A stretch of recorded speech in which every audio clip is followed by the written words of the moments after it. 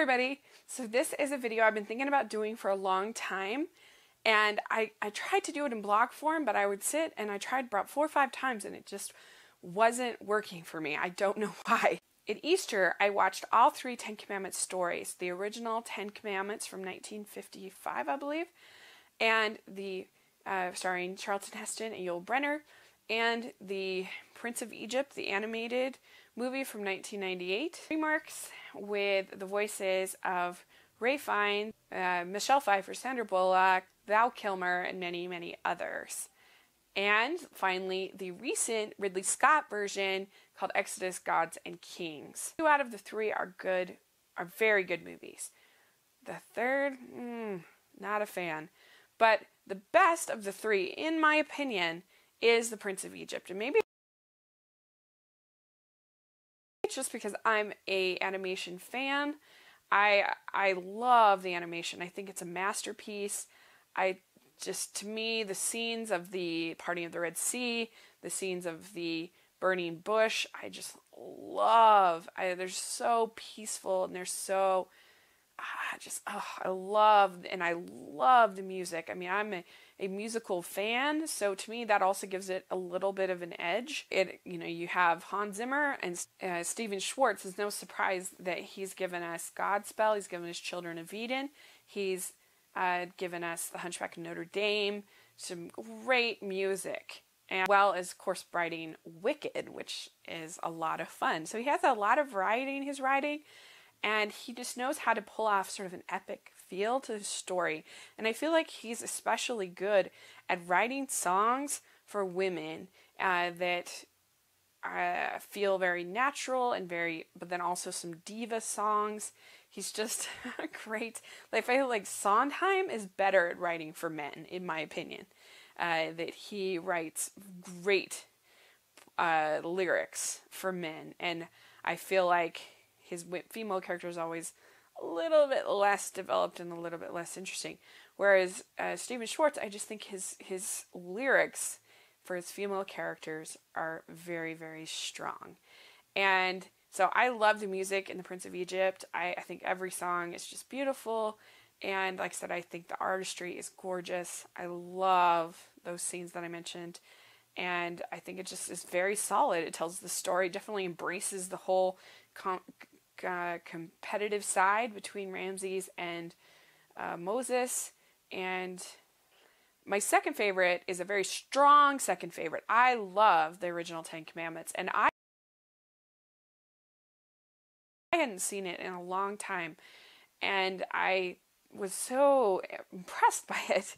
It's very epic. It feels so real and earthy, and that there's real cast and real sets, and that was just for somebody, especially when you get to the third offering, is just so missing.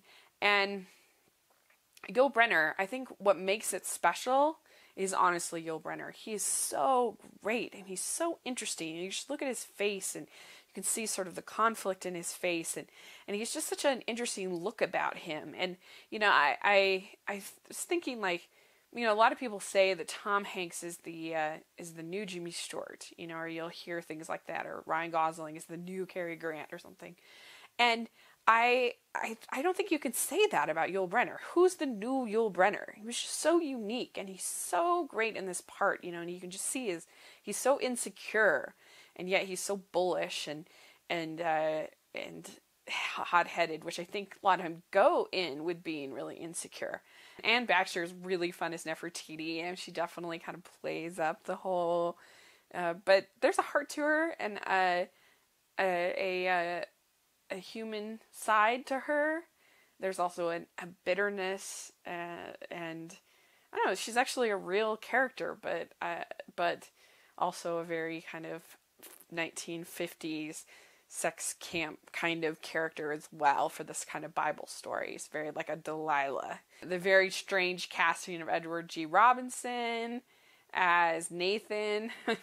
That's very strange, but kind of this New Yorker in the middle of the desert. But it's an incredibly satisfying film. And the next film is the most recent version, Exodus, Gods and Kings. starring Christian Bale and Joel Edgerton. This film is a mess. Not successful at all, in my opinion, of telling the Exodus story. They make so many strange choices, and to me they weren't like artistically interesting choices, and a lot of people had issues with Noah. They didn't like it, but I thought at least like that took some chances. It was creative, and I guess maybe I don't have these other versions of Noah to compare it to, so maybe I'm a little more open to that. I don't know, but like there were a lot of really strange choices, like the fact they made God a like bratty, I don't know, 10-year-old little boy, which was really weird. I mean, so it took out any of sort of sense of awe and reverence. I don't understand why that was an interesting choice for the director.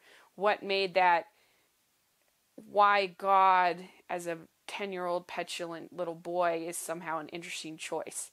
That he still has faith, even though, or Moses sees him that way, and yet he still believes, or I don't know. I just didn't think it worked at all. Like, why would he be motivated by that? Why would he want to do what a God that's a jerky 10-year-old boy?